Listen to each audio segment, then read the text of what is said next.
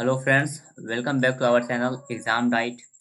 My name is Dilshad and आज फिर से हम लोग आपके लिए लेकर आ चुके हैं एसएससी नहीं, एएलपी टेक्नीशियन के लिए साइंस के प्रैक्टिस सेट जो अपने हम लोग इस चैनल पे कर रहे हैं उसका आज हम लोग 21 करने वाले हैं। ठीक है, लेकिन एक सेकंड में इसका कलर चेंज कर दूं। ठीक है, तो आज हम लोग उसका 21 लेक्चर नंबर 21 यानी प्रैक्टिस सेट नंबर 21 करने वाले हैं। तो चलिए स्टार्ट करते हैं, लेकिन स्टार्ट करने से पहले आप लोगों से एक छोटी सी विनती, छोटा सा गुजारिश कि चैनल को सब्सक्राइब कर दो यार। और कुछ नहीं, बस चैनल को सब्सक्राइब कर दो, वीडियो को लाइक कर दो, हो सके तो दोस्तों के साथ शेयर भी कर देना।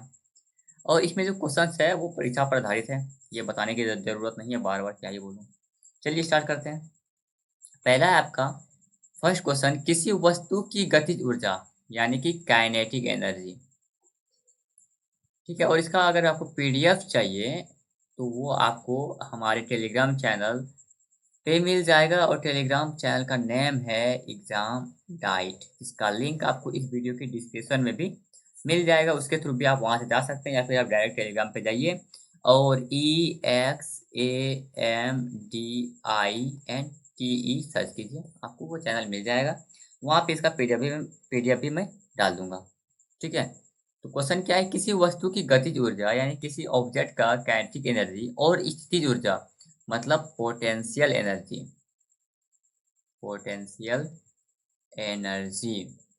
Which is denoted by you, and इसको डिनोट करते हैं कैसे, को एक साथ क्या कहा जाता है। बेसिकली पूछ रहा है kinetic energy and potential energy बराबर क्या होता है। ये होता है आपका मैकेनिकल एनर्जी।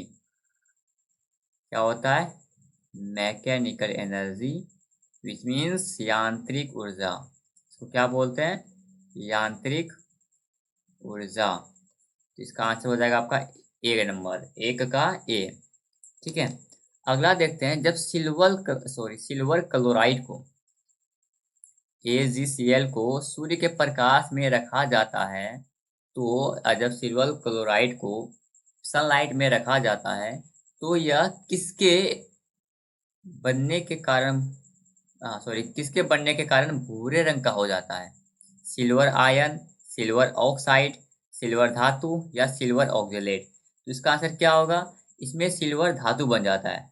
ठीक है, सिल्वर धातु बन जाता है जिसके कारण आपका सिल्वर मेटल जो बन जाता है जब सनलाइट में इसको रखते हैं, जिसके कारण ये भूरा रंग का हो जाता है। ठीक है, तो आपका 2 का आंसर हो गया सी नंबर।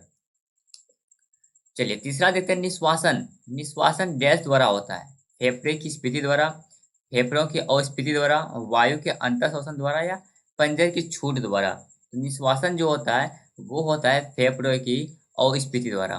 ठीक है, फेफड़ों की अस्फीति द्वारा निश्वासन होता है। तो 3 का आंसर यहाँ पे बी हो जाएगा। इसी के साथ चलिए नेक्स्ट क्वेश्चन पे। अगर आपको ये सेशन पसंद आ रहा है तो लाइक कर दो, कुछ नहीं, सेशन अगर अच्छा लग रहा है तो लाइक कर दो। चलिए, आयरन के वायु की उपस्थिति में जलने पर, आयरन को जब ऑक्सीजन के उपस्थिति में जलाते हैं तो किसका निर्माण होता है? Fe3O2, FeO3, Fe2O3 या Fe2O।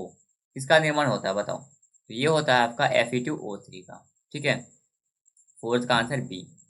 चलिए नेक्स्ट क्वेश्चन देखते हैं। नेक्स्ट है आपका, निम्न में से कौन सा प्राध्वनिक तरंगों का औद्योगिक अनुप्रयोग नहीं है?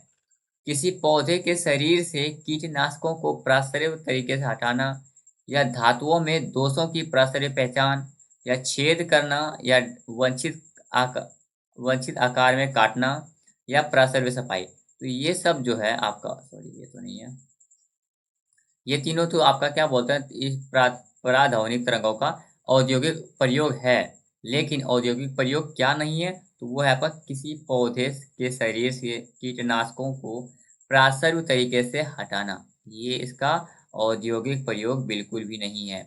तो ये इसका आंसर हो जाएगा 5 का ए। आप लोग काउंट करते जाइएगा कि आपने कितना सही किया। ठीक है, एल कक्ष में रखे जा सकने वाले इलेक्ट्रॉनों की संख्या कितनी होती है? आपने पढ़ा होगा, यहाँ पे आपका न्यूक्लियस है, फिर के सेल, फिर एल सेल, फिर एम सेल, फिर एन सेल, ऐसे होता है। ये आपका के हो गया, ये आपका एल हो गया, ये आपका एन हो गया, और ये आपका एन हो गया। और हर सेल में नंबर ऑफ इलेक्ट्रॉन्स कितनी होती है? 2 एन स्क्वायर। ठीक है, तो पूछा है एल सेल में, तो एल सेल में कितना होगा, एल जो सेकेंड सेल है तो एल में हो जाएगा 2 इंटू सेकेंड सेल का स्क्वायर, यानी एन मतलब एन की जगह में 2 रखेंगे क्योंकि दूसरा सेल है ना, तो 2 into 4 is equal to 8। An cell में कितने इलेक्ट्रॉन रखे जा सकते हैं, 8 इलेक्ट्रॉन रखे जा सकते हैं। इसको देखो, ये वैलेंसी इलेक्ट्रॉनिक कॉन्फ़िगरेशन जो निकालने का तरीका होता है, इलेक्ट्रॉनिक विन्यास, ये दो तरीके का होता है। एक होता है सेल मेथड, ठीक है, एक होता है सब सेल मेथड। सब सेल मेथड आपने देखा होगा, ये वाला को बोलते हैं KLMN जनरली, और इसमें होता है SPND और F, होता है ना 1s2 2s2 2p6 ऐसे वाला, तो वो सब सेल मेथड होता है। चलिए अगला देखते हैं, आपका आभासी और सीधी छवि के लिए दर्पण का आवर्धन होना चाहिए कैसा, अनंत, ऋणात्मक, धनात्मक या शून्य, इन्फिनाइट, निगेटिव, पॉजिटिव या जीरो। तो अगर आपको आभासी, आभासी मीन्स वर्चुअल, ठीक है, आभासी means virtual and erected, virtual and erected image आपको चाहिए, ठीक है, वर्चुअल एंड इरेक्टेड इमेज आपको चाहिए, आभासी और सीधा इमेज चाहिए, तो उसके लिए आपका जो दर्पण का आवर्धन होना चाहिए, आवर्धन मीन्स मैग्निफिकेशन, आपने पढ़ा होगा मैग्निफिकेशन, आवर्धन कैसा होना चाहिए, वो होना चाहिए आपका पॉजिटिव, ठीक है, तो इसका आंसर हो जाएगा 7 का सी नंबर। तो कोई रेलवे का आपका तैयारी कर रहे हो तो भाई साइंस का आपका कमांड होना चाहिए, ठीक है। अगला है आपका डैश ऑक्साइड अम्लों के साथ क्षारों के साथ, अभी सॉरी, डैश ऑक्साइड अम्लों के क्षारों के साथ साथ, क्या बोल रहा हूँ मैं, डैश ऑक्साइड अम्लों के साथ साथ क्षारों के साथ अभिक्रिया करता है, मतलब किसका ऑक्साइड अम्ल के साथ भी रिएक्ट करता है, एसिड के साथ भी रिएक्ट करता है एंड बेसिस के साथ भी रिएक्ट करता है, वो है आपका उभयधर्मी। इसका जो ऑक्साइड होता है वो अम्ल के साथ भी रिएक्ट करता है एंड बेस के साथ भी रिएक्ट करता है। अगला है आपका बल द्वारा किया गया कार्य धनात्मक होता है, एफ पॉजिटिव होगा कब, जब विस्थापन बल की दिशा में होती है, विस्थापन बल के लंबवत होता है, आरोपित बल से कोई विस्थापन नहीं होता, या विस्थापन बल के विपरीत दिशा में होती है। बताइए इसका आंसर क्या होगा, इसका आंसर होगा जब विस्थापन यानी डिस्प्लेसमेंट, विस्थापन यानी कि आपका डिस्प्लेसमेंट किसके दिशा में हो, डिस्प्लेसमेंट जो है फोर्स के भी दिशा में हो, जिस दिशा में बल लग रहा है उसी दिशा में डिस्प्लेसमेंट हो, तभी जो किया गया वर्क है, वर्क डन है, वो आपका पॉजिटिव होगा। और डब्ल्यू बराबर फॉर्मूला क्या होता है, एफ एस कॉस थीटा होता है, ठीक है। चलिए इसका आंसर मतलब ये वाला है, 9 का ए नंबर आंसर होगा इसका। चलिए अगला देखते हैं, मैग्नीशियम की परमाणु संख्या 12 है, मैग्नीशियम को एमसी से डिनोट करते हैं, परमाणु संख्या इसी के लिखते हैं, इधर एटॉमिक मास लिखते हैं, परमाणु द्रव्यमान लिखते हैं, ठीक है। तो मैग्नीशियम का परमाणु संख्या 12 है, इसकी संयोजकता पूछा है, वैलेंसी क्या है, वैलेंसी कैसे निकालते हैं, इसी से निकालते हैं। इसी निकालने का दो तरीका मैंने बताया, एक सेल मेथड, एक सबसेल मेथड। तो जनरली सबसेल मेथड थोड़ा सा टफ होता है सेल मेथड से, और मतलब जो भी है भाई, किसी को सेल मेथड अच्छा लगता है, किसी को सबसेल मेथड अच्छा लगता है। तो देखो हम लोग इसको सेल मेथड से करेंगे, इसमें कि के में कितने रख सकते हैं, 2, एल में 8, एम में फिर तुम्हारा आ जाता है 2 8 18 32 ऐसे करके आता है। तो यहाँ तो पहुंचेंगे नहीं हम लोग, क्या करेंगे, यहाँ देखो मैग्नीशियम का पहला के सेल में गया 2, एल सेल में गया 8, 2 8 10 हो गया, और बचा जो एम सेल में उसमें 2 ही गया। तो वैलेंसी किसको बोलते हैं, जो लास्ट सेल में आता है ना उसको वैलेंसी बोलते हैं। तो इसका वैलेंसी कितना हो गया, इसका वैलेंसी 2 हो गया मैग्नीशियम का, ठीक है। अगला है डैश वर्ग के प्राणियों में श्वसन गलफड़ों अथवा फेफड़ों दोनों द्वारा होता है। मतलब देखो, फेफड़ा से तो हम लोग सांस लेते हैं, गलफड़ा से जनरली कौन सांस लेता है, मछली सब सांस लेता है। लेकिन क्या है कि डैश वर्ग के प्राणियों में श्वसन गलफड़े द्वारा भी होगा और फेफड़ा द्वारा भी होगा। ये कौन सा वर्ग के प्राणी ऐसा कर पाते हैं, ये कर पाने का क्षमता सिर्फ और सिर्फ एम्फीबियन में है, एम्फीबियन यानी कि फ्रॉग वगैरह सब में, उभयचर में है, ठीक है, बाकी किसी में नहीं है। सॉरी बाकी भी किसी में हो सकता है, मुझे नहीं पता, मतलब एम्फीबियन में होता है। जब तत्वों को परमाणु सॉरी जब तत्वों के परमाणु भारों को बढ़ते क्रम में व्यवस्थित किया जाता है, तो पहले तत्व के गुणधर्म 8वें तत्व के गुणधर्मों के समान होते हैं। संगीत के नोट्स की तरह इस नियम को क्या कहा जाता है, आपको पता होगा कि ये जो है न्यूटन के अष्टक नियम को बोलते हैं। न्यूटन का अष्टक नियम भी कुछ ऐसा है कि पहला जो तत्व है वो 8वां तत्व से उसका प्रॉपर्टी मैच करता है, ठीक है, ये न्यूटन का अष्टक नियम है। तो बस ऐसे वैसे भी यहाँ से आप तो देखो 8 है ना, 8 है तो यहाँ से आपको आइडिया तो लग ही गया होगा। 8 और यहाँ से अष्टक लिख दिया मैंने, ये है अष्टक। 8 और अष्टक तो एक ही होता है, तो यहाँ से आपको आइडिया लग गया होगा।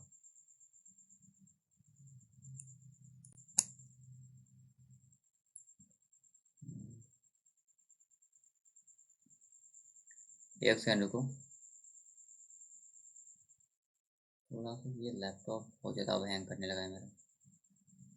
फॉर्मेट मारना होगा इसको, देखता हूँ मैं।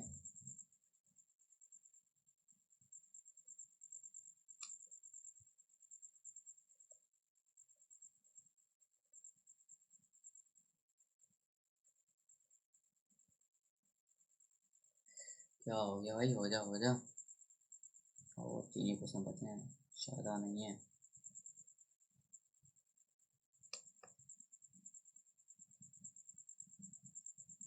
क्या प्रॉब्लम है, असुविधा के लिए बिल्कुल खेद है, लेकिन क्या करूँ, ये लैपटॉप हैंग कर गया है। ठीक है, चलिए काम चलाते हैं कैसे, 2 क्वेश्चन तक और। लिखा हुआ है संवेग, संवेग मीन्स मोमेंटम। मोमेंटम का एसआई पद्धति में इकाई क्या है? तो इसका आंसर क्या होगा? मोमेंटम का जो एसआई इकाई होता है ना, एसआई यूनिट होता है, वो आपका क्या होता है मोमेंटम का, ये बताइए। तो मोमेंटम का होता है केजी मीटर पर सेकेंड की। आंसर भी नहीं लिखा जा रहा, किलोग्राम मीटर पर सेकेंड। 13 का बी आंसर हो जाएगा। ठीक है, चलिए अगला देखते हैं। अगला है त्वरण ऋणात्मक होने पर किसी पिंड का वेग, जब त्वरण यानी एक्सीलरेशन, एक्सीलरेशन जब निगेटिव हो जाए तो उस पिंड का वेग, वेग मतलब वेलोसिटी, उसका वेग क्या होगा? बढ़ेगा, शून्य होगा, घटेगा या नियत रहेगा? बताओ। जब अगर त्वरण क्या है, देखो वेलोसिटी से ही त्वरण आया है। जब त्वरण अगर निगेटिव हो रहा है, त्वरण घट रहा है, वेलोसिटी एक्सीलरेशन घट रहा है, तो वेलोसिटी भी तो घटेगा ही ना। तो इसका आंसर 14 का सी हो जाएगा। ठीक है, मनुष्यों में निषेचित अंडा डैश द्वारा प्रत्यारोपित हो जाता है? योनि, गर्भाशय, गर्भाशय ग्रीवा या अंडाशय? इसका आंसर हो जाएगा गर्भाशय।